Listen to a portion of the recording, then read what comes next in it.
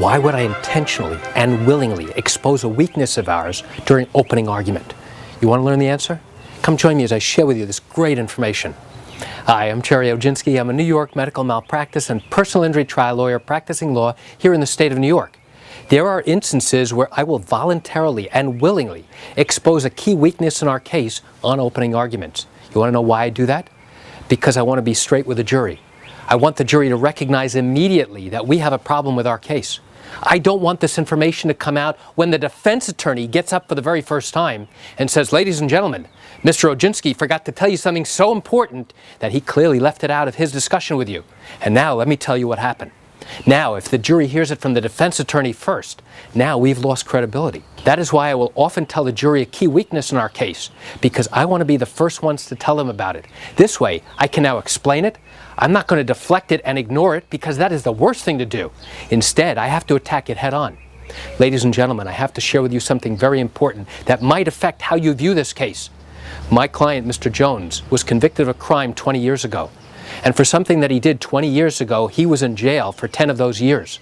Now, you may be asking yourself, what does that have to do with the malpractice that he's claiming the doctor did in this particular case?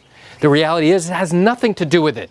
But I wanted to tell you that information now, and did not want that information to come out later on by the defense, because I wanted to share that with you right up front and tell you that that has absolutely nothing to do. And Mr. Jones is going to get up on the witness stand, and he's going to admit to that fact, that he was arrested and convicted of this terrible crime.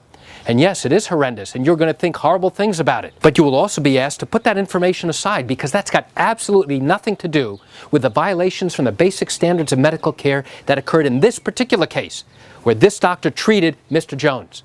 So you'll have to evaluate the care and treatment rendered by Dr. Jones and not focus on the fact that my client was convicted of this crime so many years ago and the fact that he did his time and paid his debt to society.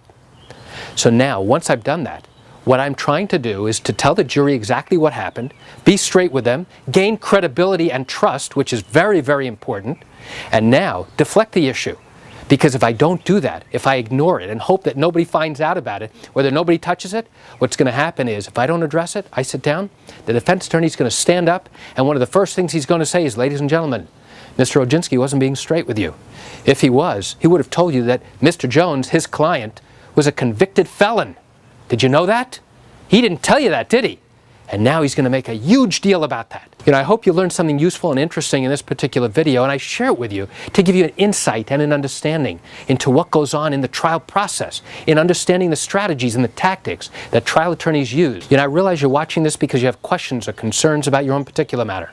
Well, if your matter happened here in the state of New York and you do have legal questions, what I encourage you to do is pick up the phone and call me. I can answer your legal questions. This is something I do every single day, and I'd love to talk to you. You can reach me at 516-487-8207 or by email at Gerry, Gerry, at oginski-law.com. That's it for today's quick video. I'm Gerry Oginski. Have a great day.